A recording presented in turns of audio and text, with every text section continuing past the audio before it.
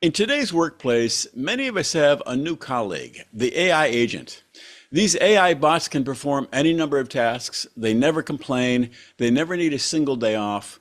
But what about the limitations? What do we need to know?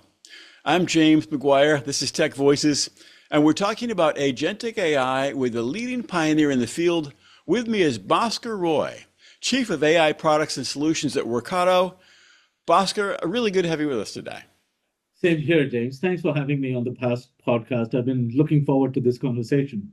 Great, great. Well, I want to ask you about agentic AI, of course, and RPA, but first, I find your job title really interesting. You're Chief of AI Products and Solutions. In other words, you're part of the C-suite, you're an executive, but you have the phrase AI in your job title, which means you're actually keeping up with artificial intelligence, we would assume. And of course, something new happens every 36 hours, and say probably every 90 days, AI is a completely different creature. So how do you, of all people, who's really your job, how do you keep up with artificial intelligence?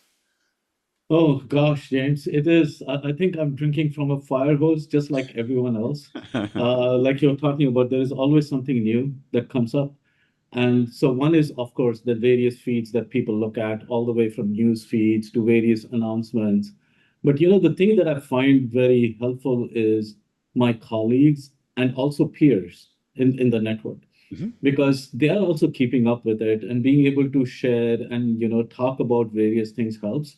And I especially like the peer community because we all are going through that. Mhm. So exchanging ideas, exchanging how they are doing certain things helps quite a bit. So I would say that leaning more towards having those kind of conversations on a regular basis with peers is the key source, and then of course all the news feeds that come in.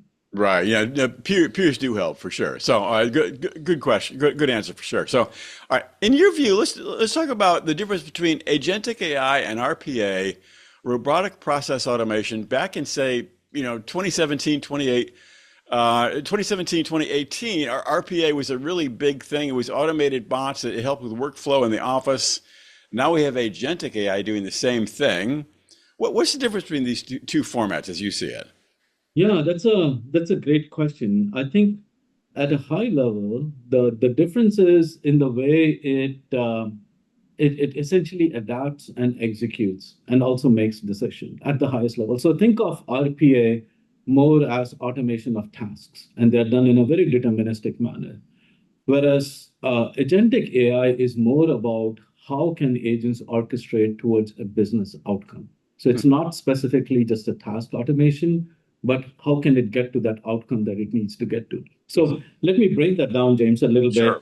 Right. if you may. One is if you think about just decision making, right? In the RPA world or the automation world, you will code out the script, you will write that, and that's how you make the decisions. It's very deterministic in nature. Hmm. Whereas in the agentic AI, you capitalize on its adaptive reasoning to come up with as to what's the best way to do certain things, and then you execute on that particular reason and the plan that it comes up with. So those are the two in the decision making side of things.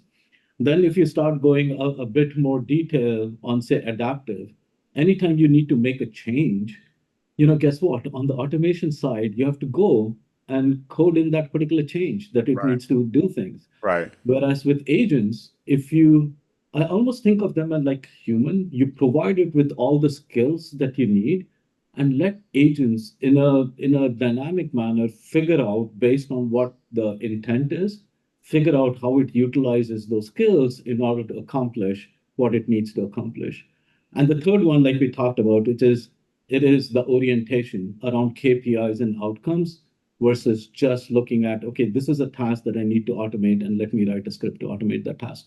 Hopefully that clarifies as to what's the difference between RPA and agentic AI. Yeah, clearly agentic AI is far more flexible and adaptable in Yeah. short. Yeah. Well, all right, so big advantages. What about the challenges? I think about companies adopting agentic AI, and suddenly there's all these issues that they've got to deal with, like, governance, approvals, audit trails, versioning, and sometimes they've got to roll back agent changes. Maybe an agent goes rogue. Who knows? That's going to happen one of these days. So, what advice do you give to clients in terms of handling challenges with agentic AI? Yeah, means you hit on a pretty key topic, which is around security and governance. For you to adapt, especially agents or adopt agents that can, what we call core agents, which are attacking your core business processes, because that's where you go get the maximum ROI. Mhm. Security and governance is paramount. The policies that you set, like you're talking about access control, rollback, etc., becomes key. So the way to think about it, at least the way I see it, is there are a few things to consider. One is you set up the high-level guardrails, like what agents can or should not do. So that's one level that you set up on guardrails. Mhm. The second thing is, I would say that, it's almost like think of agents as software, right? So Right. what I mean by that is make sure that it has version control, make sure that it has rollback capabilities, make sure that it follows a software development life cycle as to how you take something which is a pilot to production. It has Right. to go through that hardening, testing, etc. So if you start thinking of agents as a piece of software, implement those processes that you would normally do when you're building and rolling out software, do the same thing around agents. The third element that comes in is around, I would say, auditability and compliance. Mm. Make sure that everything that the agent is doing is getting logged. You have a full conversational thread. You can trace as to what the agent did in some manner, and then you have the auditability to say that, okay, this is where it didn't really do the way it was supposed to, and then you make the tweak accordingly. So I think those are like the core tenets around security and governance. Now, governance is also core. Like, who can access the agent? It starts at the high level. Who can Right. access these agents? Because if you built Right. an agent around finance, side of things, not everyone should get access to the finance agent, Clearly, yes, for right? sure. So it starts at who has access. The second layer is these agents, what things or data sources or applications do they have access to? So that's the second part, right? In the sense, what agents can or cannot do. The third is, we believe that agents are like just like people, right? In some way, they Right. work on your behalf. Hmm. So if I have, I'll give an example. If I have permissions to update certain things, say in an application like Salesforce or an ERP, the agents should respect my permission and do only that. So, for example, if I have access to certain accounts in Salesforce, it should not go and update additional accounts. It should not have the permission to even do that. It should inherit my permission and update only those things that I have access to. Right. So, those are some of the key things that need to be taken into consideration as you're building out these agents. It seems like there's a entirely new area in terms of the employee training the employees, and maybe that's off of what you normally deal with because it's a culture question. But I guess the employees need to know how to deal with them and like what goes rogue, what matters, what should we assign them to, how much can we trust them, what if they hallucinate? I mean, the employees themselves feel like there's a lot of staff training that needs to go into this. That's right. Absolutely. And I think it is both, even in the agent side of things, having that level of transparency and observability, not being a black box is a core thing. Hmm. But there is training of users as well, so Right. that when users are asking something or whatever it needs to do, they have to know as to how to really interact with that particular agent in order to really leverage the full capabilities around it. Hmm. All It's right. it's Well, that yeah. notion that we have talked about before, right? Which gets talked about the prompt engineering. How do you write a prompt? How do you really do things? It's important for folks to know as to how to best capitalize on agents. Well, I guess that is an entirely other issue. They've got to actually ask the agent in the correct way. That's a big issue for sure. So, all right, let's talk about yeah, the new Workato announcements around Agentic AI. There's some new products, new releases. What's important in this area? Yeah, so I would say there are three categories, James, that we have announced products on. One is the key thing that we announced is Workato One. So the way to think about it, it is one platform for you to build agents, for you to orchestrate all the various workflows that an agent can do, along with an experience layer where people can go interact with agents. Hmm. So Workato One is that one unified platform, has an experience layer, has all the capabilities that you need to build agents, work with third-party agents as well. and be able to orchestrate all the processes in order to drive the business outcome that you're looking to drive. So that's one category of announcements. Okay. The second thing is, a big part of this is we rolled out enterprise MCP, a Uh-huh. model context protocol. Right. So that's a way where agents can interact with each other, whether the agents are built on Workato or built on some other platform. How do you really orchestrate those? So Can I ask you enterprise about that? MCP, I don't want to yeah, sorry to interrupt. But you're calling enterprise MCP. So I know that MCP is an open standard. Does that mean that Workato has done its own coding of the NCP standard or MCP standard, or what does that mean when Workato has released an MCP product? yeah, good question. So we have been working, Anthropic is a partner of ours, Okay. and this is something that we announced the partnership back in March timeframe or so. So we've been working on looking at how can we make MCP enterprise grade. And what I mean by that is, again, bringing in the roots of security and governance, how can that be put into the MCP protocol itself, or how people can leverage MCP? How it has the security, the governance, the scalability, the auditability, all of those things that you need in order to build out an enterprise MCP capability. Hmm. That is what we have done, along with the creative composability side of things. So today, if you think about getting into the details of this, is people can just go and easily say, I want my MCP to go do this in Salesforce, do XYZ, Right. and create a remote MCP server on the fly. With Hmm. 2, 3 clicks, you can actually build an MCP server that is fully secured, governed overall. So that's what we have announced, where our customers can now build these MCP servers on the fly for their specific use case and use any kind of agentic agent studio to build out their agents, but plug into our enterprise capabilities around MCP in order to execute tasks or take actions and orchestrate workflows. Uh-huh. Does that make sense? So that's our It did. No, enterprise MCP. it's definitely there's clearly a demand for the enterprise MCP. There's no question about that. It feels like that would be a hot product. Yes. Yeah, so this is, in fact, at this current stage, when we have looked at others, um, it is, I hesitate to say this, but when I look at it, we are the only enterprise MCP server. And Uh-huh. it builds into our heritage of what we have been doing across the board with enterprise automation for the past decade or so. So those kind of capabilities and learnings we have actually brought into this enterprise MCP. Gotcha. So Okay. that's the Yep. second announcement. All right. The third is, and this is something which has been a learning from us working with our customers for the past 12 to 18 months, is we have rolled out a number of pre-packaged agents. And often when we talk to customers, they may not know where to start or how Right. to get the fastest ROI for their investment in AI. So these are learnings of use cases that we have built out completely pre-packaged, where they can take it and within 2 to 3 weeks go live and start realizing value from them. Uh-huh. So we call that entire announcement was around 28 agents, what we call genies. So 28 genies was what we announced. And along with this was what I was talking about earlier, is this experience layer called Workato Go, where you can experience all of these agents. Now, these agents, it's not just works with Workato Go, it's the experience layer. You can have the same things and be experienced through Slack, so Microsoft Teams and other chat products which are out there.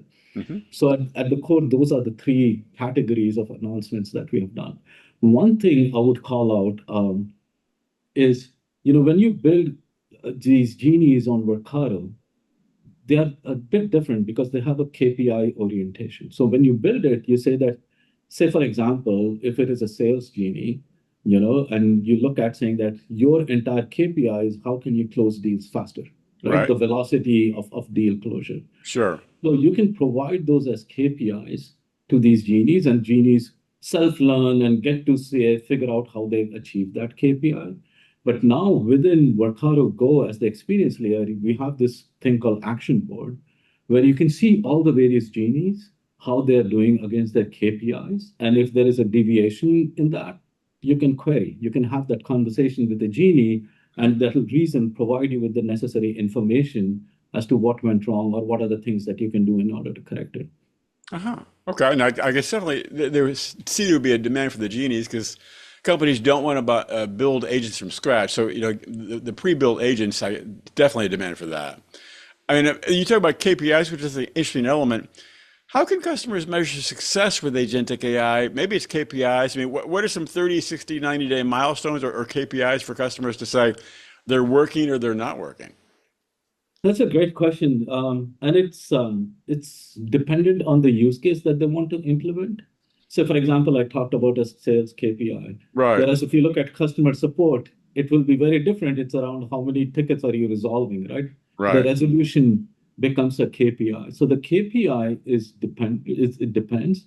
But in terms of starting, if you look at 30, 60, 90 days, what we guide our customers towards is, take something which will have a business impact, right? And this business impact should be a metric, should influence a metric which is there for your team goals, right? So for customer support, if ticket resolution is the metric, then build an agent that actually helps you achieve that kind of a metric. If Hmm. time to response is another core KPI as to how fast you are responding to customers, use that or add that as a KPI. Hmm. And so the first thing is when you're looking at it, the first 30 days is all about figuring out that one use case which has a business impact and taking them live so that you can start monitoring it. So that's the first 30 days. Okay. The second, the next, the 60-day plan is more like, okay, is it really achieving that KPI? What are the tweaks that you need to do in order to achieve that? Hmm. But the other element is setting up for scale. What I mean is you did this customer support. Now let's look at how can sales team use agents? How can IT team use agents? How can HR team? So set up that security, governance, all of those layers so that you can start scaling across multiple business functions. So that's the 60-day. Aha. And in 90-day, you get to a point where you have all of these business teams, predominantly operational teams in various business teams like sales ops, marketing ops, finance ops, those kind of teams. Train them, get them to figure out how they can use agents so that they can themselves build these agentic capabilities Mhm. with the security and governance that has been laid out by IT. Hmm. So I think those are typically that we see the 30, 60, 90-day plan. And interestingly, once we have done this with a few customers, what we see is once they get to that 90-day mark, well, it takes off. Where there are Ah, different okay. teams So really, building 90 days various is kind the of key agents. point. Yeah, and it takes off and it grows virally. In fact, one of our customers said that, the first agent that they rolled out or a genie that they rolled out was around IT help desk. Hmm. And since IT needs are across the board in the company, people start interacting. I need software, access to this software, my computer is broken, whatever it is, but the entire company is using it. All of a sudden, they saw intake from various business teams coming to them. Hey, I want to build something like this for my legal department. I want to build something like my procurement team. So it starts, the adoption grows. And that is a great thing because as people are adopting more and more, as you can imagine, they have to do lesser of these kind of mundane tasks. And it's almost like a peer now that you have Right. who you can delegate things and they're doing things on your behalf.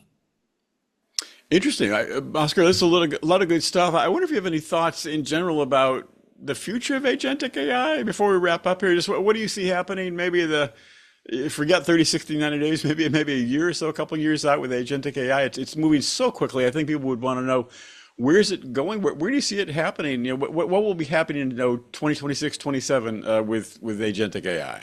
Oh, I wish I had an eight ball or a crystal ball to predict that the way things are moving. I think anything I say will be done in like 6 months rather than a 2-year time frame. But the way I see it is at the core, even today, if you look at only 5%, there was an MIT research report came out that only 5% of the overall agentic AI people are seeing ROI from it. Hmm. And Oh, yeah, that for was a me, big the step. core, yeah, and for me, the reason for that is people are experimenting with agentic side of things, doing smaller agents, low agency tasks, right? Summarize emails, create emails, all of those content creation side, it's still there. They're not attacking the core of their business processes. Our customers have started taking that with us mainly because of our heritage of Workato doing it. But to me, that's where a year and a half from now, people will be starting, if not already rolling out key key things that moves company KPIs at whole, doing key complex processes, multi-system processes, which have high agency needs, they'll be deploying agents which do that. Interesting. Bhaskar, I think you said it. A lot of good stuff. Thank you for sharing your insight, and please come back and talk with us again sometime. Thank you, James. It was a pleasure talking to you.